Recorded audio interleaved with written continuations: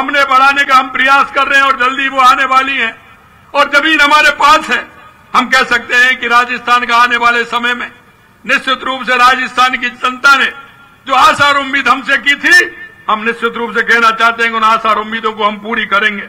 हम कहने में नहीं करने में यकीन रखते हैं। हाल ही में एक आपने देखा होगा, एक फिल्म निर्माता मेरे पास आए थे, मैं सेक्रेटरी में बैठा हुआ था। उन्होंने कहा कि साहब इस तरह से आपसे मिलना चाहते हैं। वो मेरे पास आए, उन्होंने अपनी बात बताई।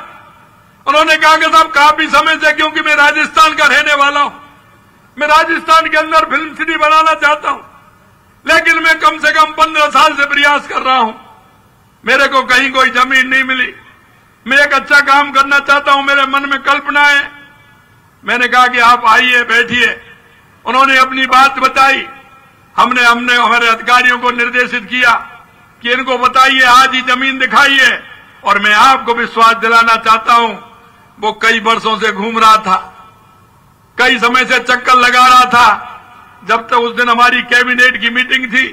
लेकिन जितनी देर में हमारी कैबिनेट की मीटिंग हुई, उतनी देर में वो स्थान देख करके आ गया और हमें जगह भी चिन्हित कर दी। और आज वो फिल्म सिटी लगाने के लिए एमओयू करने को वो तैयार है। हम वर्षों में नहीं, हम दिनों में नहीं, हम घंटों में विश्वास करते हैं। और हमने 4 घंटे के अंदर उसको जमीन दिखाते हुए अलॉट करने का काम किया कि आप आइए, जमीन देखिए और फिल्म सिटी आप लगाइए। इसलिए मैं कहना चाहता हूं, काम करने की इच्छा शक्ति, अगर अच्छे काम के लिए आपकी इच्छा शक्ति होगी तो निश्चित रूप से ईश्वर भी मदद करेगा और जन जन की जो भाव और आत्मा है वो भी आपको आगे करने की बात कहेगी। इसी तरह सरकार में विभिन्न राज्यों और देशों में आने वाले निवेशकों को सफलतापूर्वक धरातल पर उतारने के लिए हमने एक काम और किया है, जिससे उसको ठीक तरह से हम उतार सकें।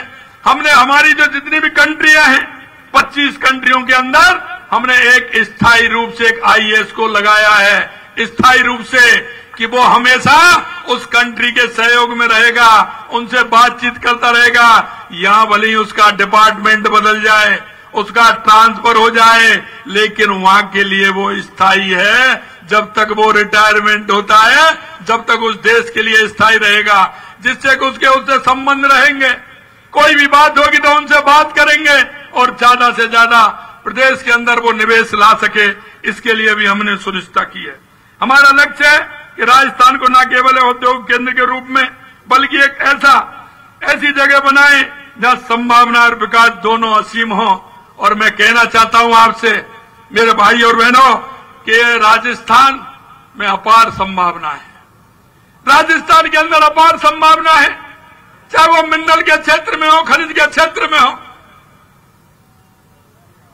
चाहे वो टेक्सटाइल के क्षेत्र में हो, चाहे ऑटोमोबाइल के क्षेत्र में हो, चाहे ऊर्जा के क्षेत्र में हो, क्योंकि सूर्य भगवान की हमारे ऊपर कृपा होती है। सूर्य भगवान की कृपा है और हमारे पास जमीन भी बहुत है। इसलिए मैं कहना चाहता हूं, कोई भी क्षेत्र हो, किसी भी क्षेत्र में राजस्थान में निवेश की संभावनाएं बहुत हैं। इसलिए मैं कह सकता हूं कि राजस्थान में संभावनाओं को देखते हुए निवेश आएंगे और राजस्थान के अंदर करेंगे। हम दिल्ली में 30 सितंबर और 1 अक्टूबर को दूसरा बड़ा शो भी करना चाह रहे हैं। उसमें कई देशों के राजदूत सहित भारत सरकार के विभिन्न मंत्रालयों के उपक्रम के साथ निवेश आकर्षण करने और राज्य के विकास में नया अध्याय लिखने वाली नई नीतियां जारी करने के साथ ही बड़ी कंपनियों से निवेश प्रस्तावों पर चर्चा होगी तथा कई लाख करोड़ रुपए के निवेश भी उसमें हस्ताक्षर होंगे। हमें आशा ही नहीं बल्कि पूर्ण विश्वास है कि हम शीघ्र ही राजस्थान के अंदर कई बहुत बड़े एमओयू करने वाले हैं और हमारा यह लक्ष्य है कि अक्टूबर के पखवाड़े में हम उसे पूरा कर लेंगे। आप सभी का सहयोग निश्चित रूप से इस सफर में बहुत महत्वपूर्ण है और मैं ये चाहता हूं कि हम सब मिलकर के इस यात्राओं को ऊंचाइयों पर ले जाएं।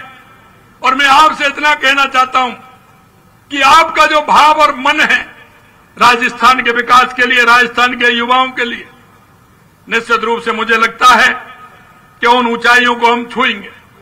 क्योंकि जब मैं बात कर रहा था जापान के अंदर, तो जिस कंपनी से हमारा समझौता होने वाला है, एक बात और मैं बताना चाहता हूं कि उन्होंने, एक कंपनी है वो तो सिर्फ उसने वायदा किया है कि हम 5 साल के अंदर 15,000 युवकों को जापान के अंदर नौकरी देने का काम करेंगे। 15,000, ये तो एक कंपनी ने वायदा किया है। और यहीं उनकी ट्रेनिंग होगी, यहीं उनको उनकी भाषा में सिखाने का काम किया जाएगा।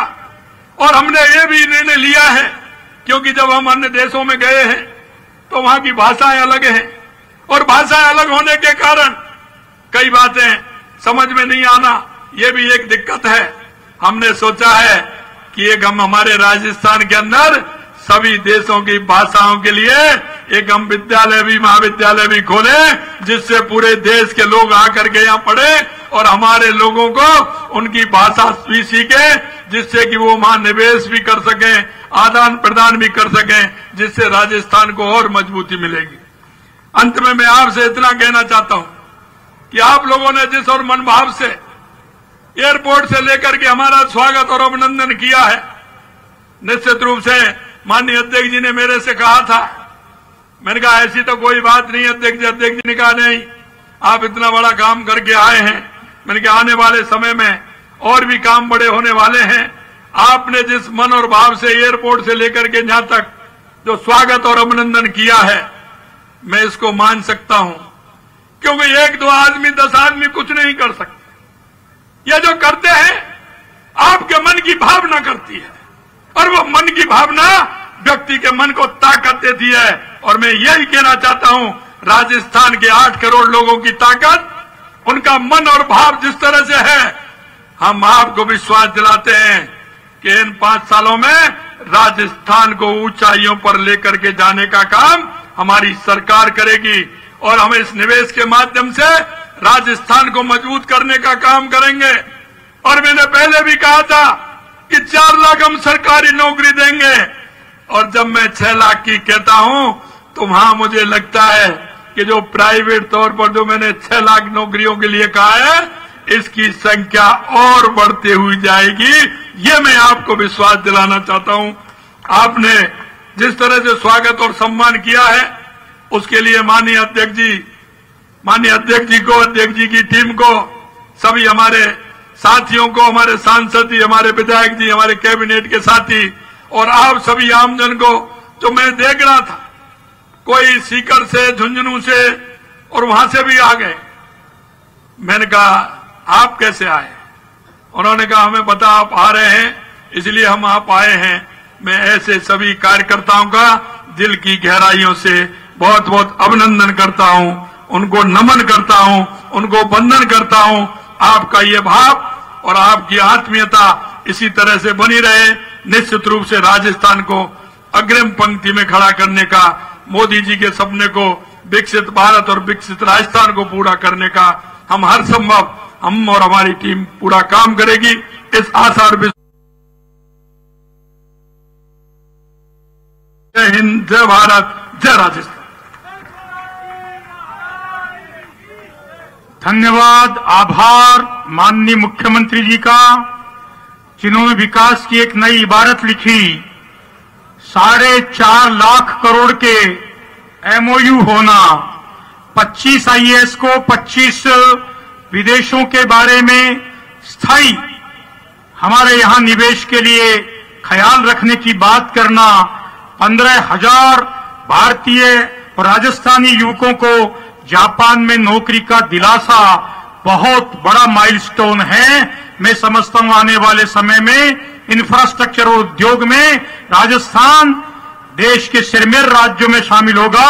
मैं आज के इस मौके पर यहां पधारे सम्माननीय मुख्यमंत्री महोदय भजनलाल जी शर्मा, उप मुख्यमंत्री महोदय आदरणीय डॉक्टर प्रेमचंद जी, हमारे राजस्थान के प्रभारी, जिनकी अस्वस्थता के कारण हम उनका उद्बोधन नहीं सुन पाए, ऐसे डॉक्टर राधा मोहन दास जी, हमारे प्रदेश के अध्यक्ष सम्माननीय मदन राठौड़ जी, हमारे दोनों निवर्तमान पूर्व अध्यक्ष सम्माननीय परनामी जी, सम्माननीय सीपी जोशी साहब, सहित सभी का अभिनंदन करता हूं, धन्यवाद ज्ञापित करता हूं और आज के इस गौरवपूर्ण स्वागत उद्बोधन कार्यक्रम में आप सभी का भी आभार व्यक्त करता हूं। माननीय मंत्री महोदय, विधायक महोदय, सांसद महोदय, प्रदेश के सभी आमंत्रित और यहां पधारे हुए पार्टी के पदाधिकारी का धन्यवाद देता हुआ इस कार्यक्रम के विराम की घोषणा करता हूं। भारत माता की।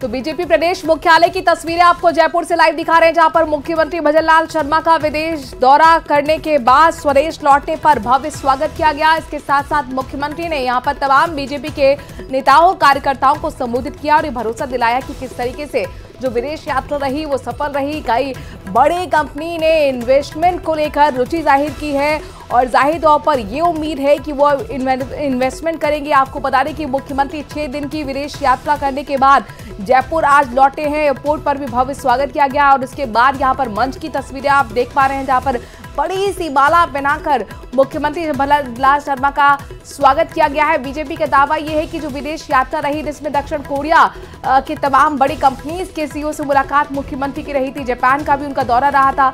ऐसे में जो बड़ी कंपनीज हैं उनके साथ दिलचस्पी यहाँ पर खुद उन्होंने दिखाई है कि किस तरह से भारत में, राजस्थान में इन्वेस्टमेंट करना है। आपको बता दें इन्वेस्टमेंट समिट का आयोजन किया गया था और इसके साथ साथ शुरुआत इसकी आर्थिक राजधानी मुंबई से मुख्यमंत्री ने की थी। उनके साथ डिप्टी सीएम प्रेमचंद बैरवा भी मौजूद रहे थे और उन्होंने भी साफ तौर पर कहा कि ये यहाँ से एक